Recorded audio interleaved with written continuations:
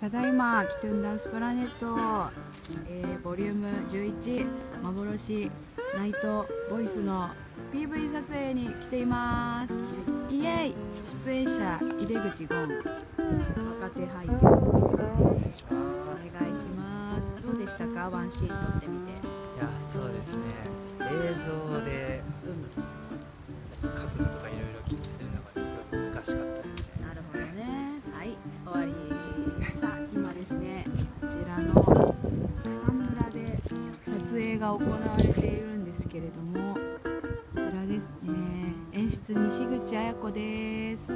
そして奥に映るかな、ちらっと刀を持ってる男たちが今撮影をしています。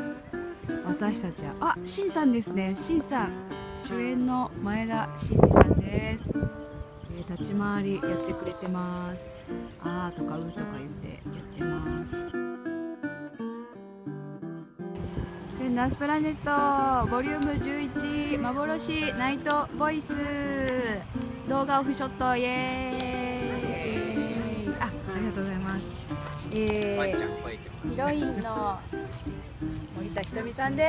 よろしくお願いします。何か意気込みを一言。みんなかっこいいです。イエーイ。ぜひ見に来てください。待ってます。じゃあその隣、我らが代表郷田真子さんです。呼ばれました。夕日が出てきたからね、夕日で撮りたい。夕日で撮りたいそうです。じゃあ続きは後ほど。